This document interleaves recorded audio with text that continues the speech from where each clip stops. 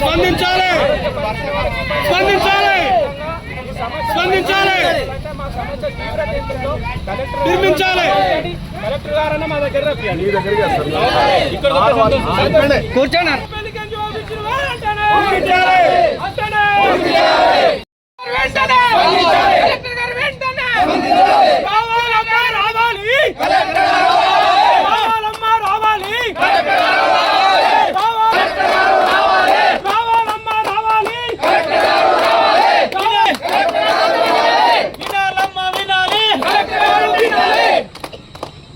అసంపూర్తి పెళ్లి గంజి పంపించు వెంటనే రావాలమ్మ రావాలి.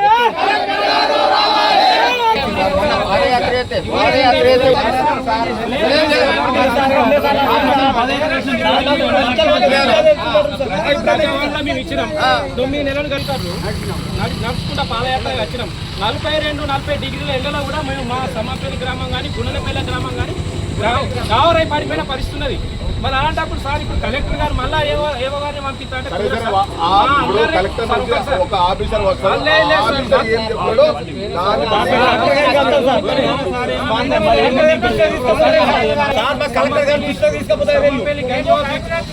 సమ్మపల్లి గంజో బ్రిడ్జిను కూడా కలెక్టర్ గారు విజిట్ చేయడం జరిగింది.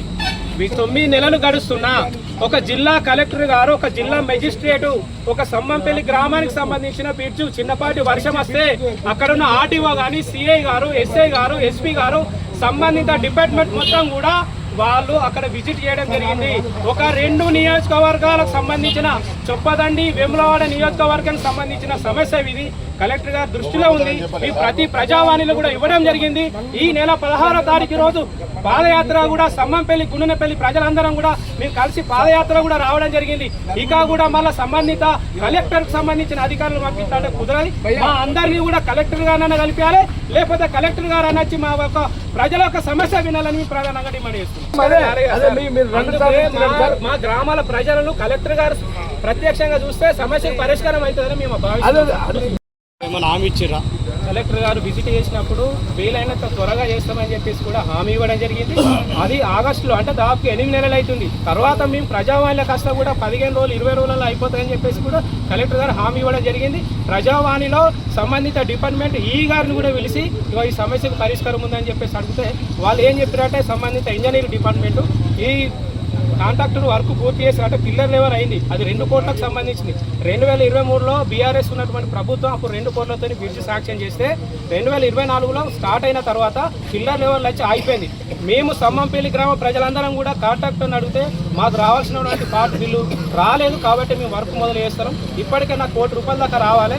చేసి 8 నెలలు అవుతుంది. పూర్తి వర్క్ చేయాలంటే నా దగ్గర డబ్బులు లేవని చెప్పేసి కూడా సంబంధిత కలెక్టర్ మన కాంట్రాక్టర్ చెప్పడం జరిగింది. సార్ ఈ విషయం కూడా చెప్పడం జరిగిందని సంబంధిత ఇంజనీరింగ్ డిపార్ట్మెంట్ కలెక్టర్ గారికి దృష్టి ఉంచితే వారికి వెంటనే బిల్లులు చెల్లించి పనులు మొదలు పెడతామని చెప్పి కూడా మళ్ళీ 2 నెలలు అవుతుంది.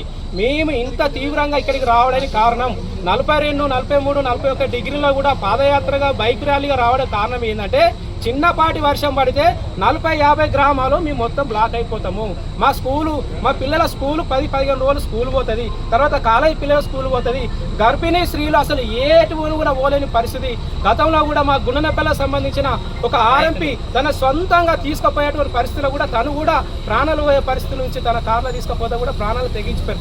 ఇలాంటి గర్భిణీ స్త్రీల ఎంతో మంది పరిస్థితి ఉన్నది.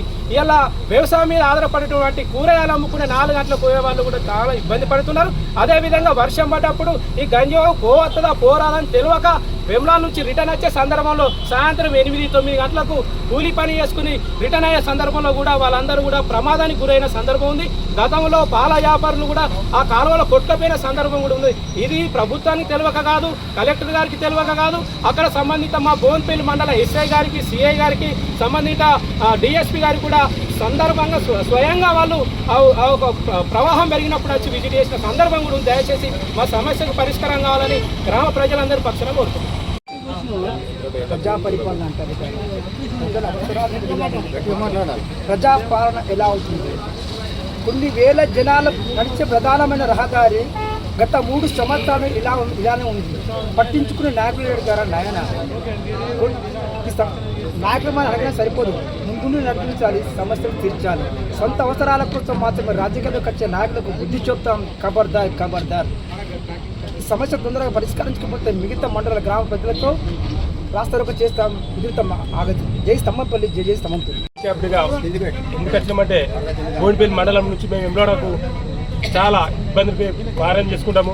నిత్యంత వస్తువులు కొనుక్కపోవడానికి వస్తాం కాబట్టి ఆడ ఒడదొడుకులు జరుగుతున్నాయి కాబట్టి 2-3 సార్లు కూడా నా బండి లావట్టడం కూడా జరిగినది. మా బోయినపల్లి కానిస్టేబుల్ గారు వారు కూడా మాకు చాలా హెల్పింగ్ చేశారు. ఇంతంత వర్షాలు వచ్చిన బాగు కొట్టుకపోయినప్పుడు కూడా మమ్మల్ని కాపాడి బయటకు వేసిన రోజులు ఉన్నాయి. మా బోయినపల్లి ఎస్ఐ గారు కానీ కలెక్టర్ గారు కూడా ఎన్నోసార్లు విజిటింగ్ చేసిండు. మొన్న ఎస్ఐ గారు కూడా వేరు, ఆర్డీఓ గారు వేరు, వీళ్ళందరూ వేరు. ఎవరు కూడా దీన్ని పట్టించుకోవడం లేదు. చాలా కాంట్రాక్టర్ గారికి బిల్లు ఇస్తేనే మేము చెల్లిస్తాము, మేము పని పూర్తి చేస్తామని ఆయన అంటుండు. ఎక్కడికైనా కలెక్టర్ గారు మమ్మల్ని స్పందిస్తలేడు. ఆయన దృష్టికి తీసుకుపోతున్నా ఏందనేది కూడా మాకు కూడా అర్థం కాలేకపోతుంది. ఒక గర్భిణీ స్త్రీలు కూడా ఇబ్బంది అవుతుంది. ఇప్పుడు స్కూల్ స్టార్ట్ అవుతాయి, పిల్లలకు కూడా చాలా ఇబ్బందికరంగా ఉంది. కాబట్టి చాలా ఇది ఎంత తొందరగా కలెక్టర్ గారు మమ్మల్ని దీవించి దీన్ని పని పూర్తి చేస్తాడని మేము ఆయనకు ఒక 10,000 దండాలు పెట్టి ఆయన పోతామని మాకు పూర్తి చేయాలని కోరుకుంటున్నాం.